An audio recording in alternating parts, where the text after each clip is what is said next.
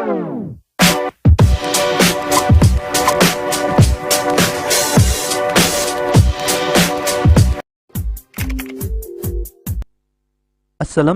warahmatullahi wabarakatuh. Anak-anak semuanya dimanapun berada, alhamdulillah pada kesempatan yang baik ini kita bisa kembali lagi melaksanakan kegiatan pembelajaran secara online untuk mapel Al-Quran Hadis kelas 7 MTS.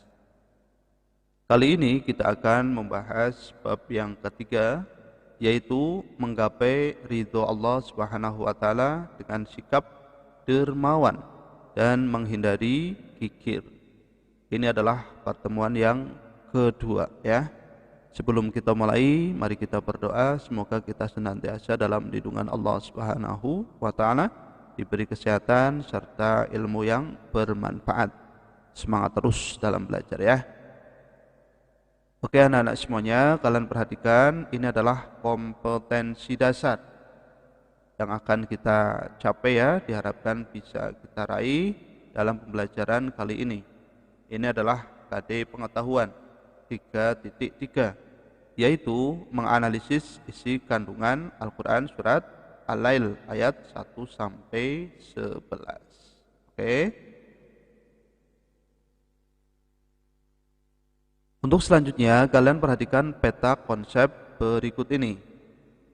Ini materi kita, yaitu Al-Quran surat Al-Lail ayat 1 sampai 11. Ini aktivitas yang diharapkan muncul selama kegiatan pembelajaran, dan ini adalah keterampilan yang hendaknya bisa tercapai ya ketika kita sudah melakukan kegiatan pembelajaran.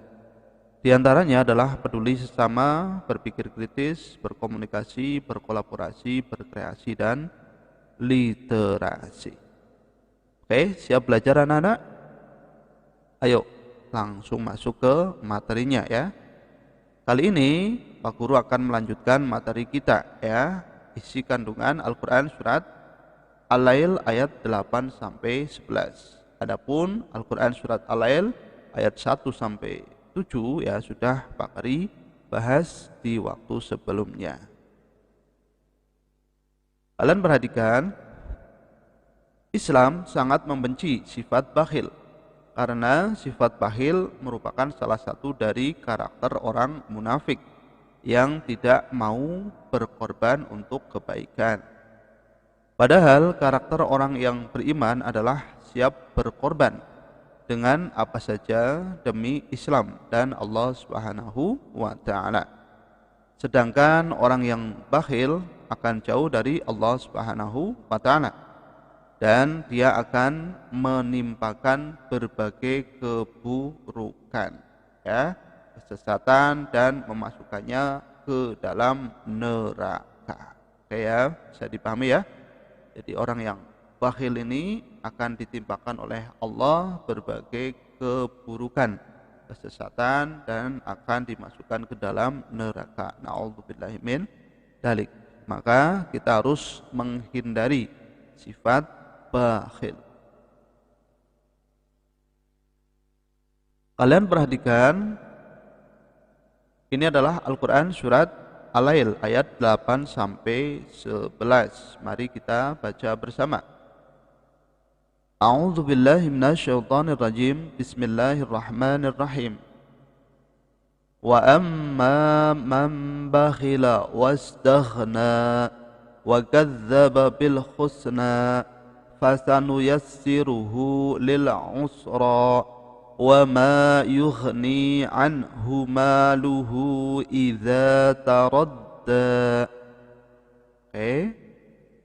Dan adapun orang-orang yang bakhil dan merasa dirinya cukup serta mendustakan pahala yang terbaik, maka kelak kami akan menyiapkan baginya jalan yang sukar dan hartanya tidak bermanfaat baginya apabila ia telah binasa.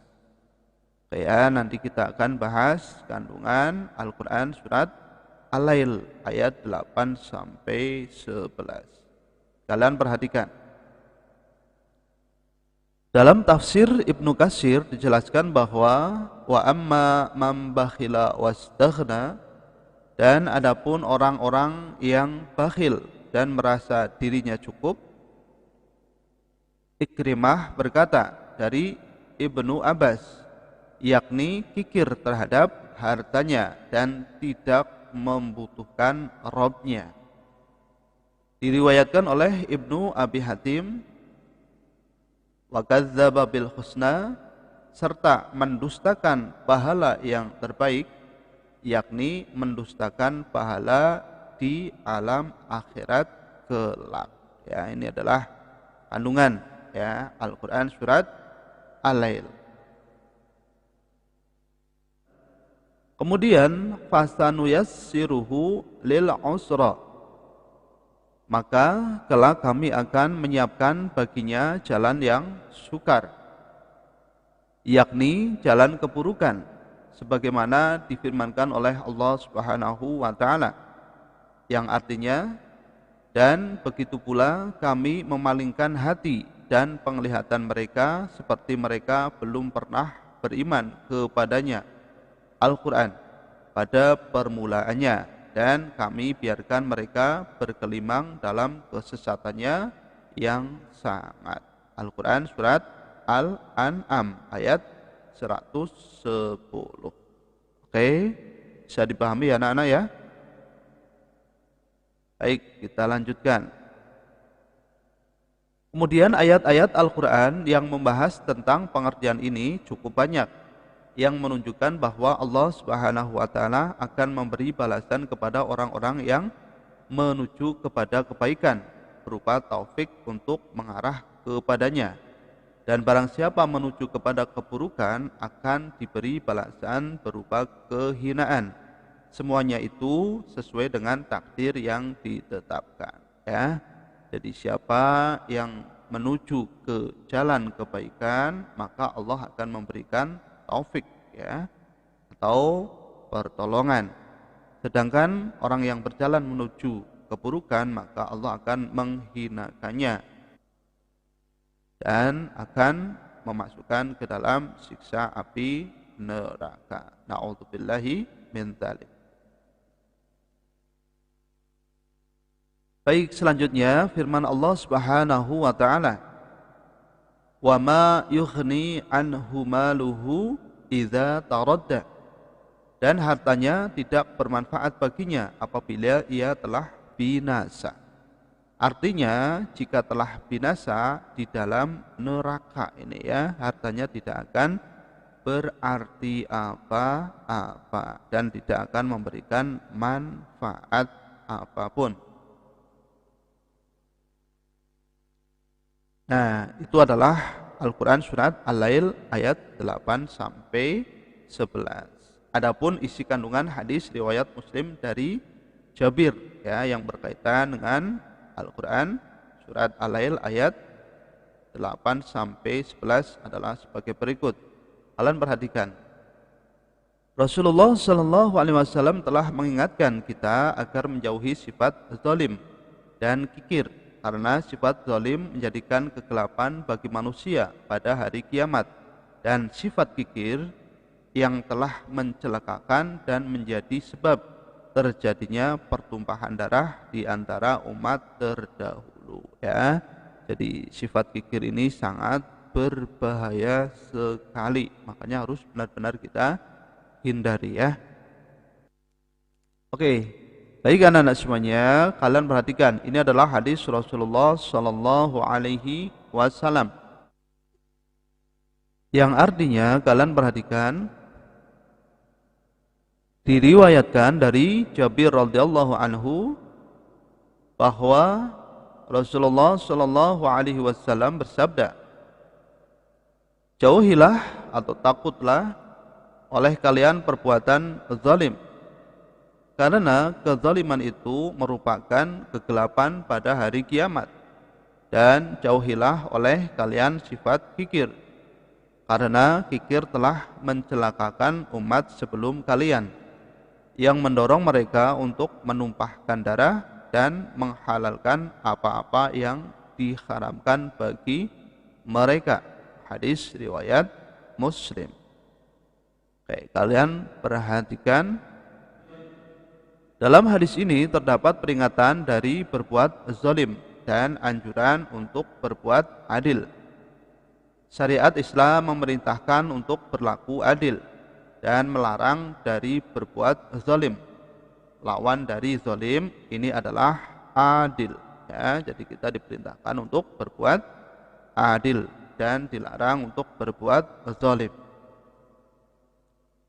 Adil artinya meletakkan sesuatu pada tempatnya serta melaksanakan hak-hak yang wajib.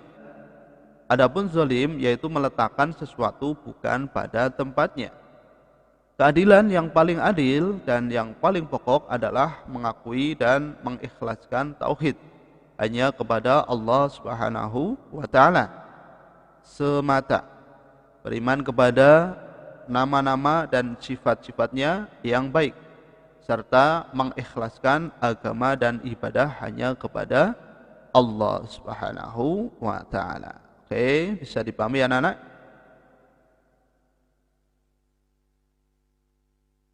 Kemudian kezaliman yang paling yaitu berbuat syirik, menyekutukan Allah Subhanahu wa taala, sebagaimana nasihat Luqman kepada anaknya. Bismillahirrahmanirrahim.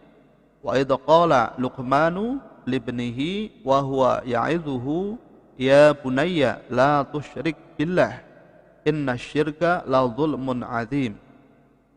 Yang artinya, dan ingatlah ketika Luqman berkata kepada anaknya ketika dia memberi pelajaran kepadanya, wahai anakku, janganlah engkau mempersekutukan Allah Subhanahu wa taala. Sesungguhnya mempersekutukan Allah Subhanahu wa taala adalah benar-benar kezaliman yang besar. Al-Qur'an surat Luqman ya, ayat 13.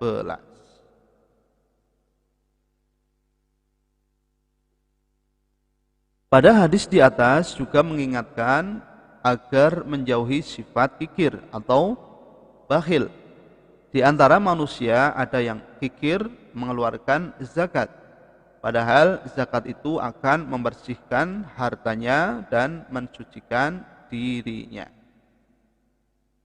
Bakhil dalam bahasa Arab biasa disebut dengan as-sukha, sedangkan dalam istilah adalah bakhilnya seseorang terhadap harta dan segala kebaikan yang ada pada dirinya atau pada orang lain. Ya, ini juga kita diperintahkan untuk menjauhi sifat bakhil. Ya, karena bakhil ini merupakan akhlak yang tercela yang sangat berbahaya. Karena itulah terdapat ancaman yang keras dalam Al-Quran dan sunnah yang sahih bagi orang-orang yang mempunyai sifat dan mengidap penyakit bakhil, kikir dan pelit. Nah, apa ancamannya? Tentu akan dimasukkan ke dalam siksa api neraka. Oke, mudah-mudahan kita bisa terhindar dari sifat kikir ya, dan juga bakhil serta zalim. Baik anak-anak, setelah kalian tadi menyimak penjelasan Pak Guru, coba sekarang kalian kerjakan latihan soalnya ya. Yang pertama, tulislah Al-Quran surat Al-Lail ayat 8-9. Yang kedua, jelaskan secara singkat isi kandungan Al-Quran surat Al-Lail ayat 10. Yang ketiga, jelaskan pengertian adil. Yang keempat, jelaskan pengertian bakhil. Dan yang kelima, sebutkan dampak negatif dari sifat bakhil. Oke, silakan kalian kerjakan latihan soalnya dengan baik.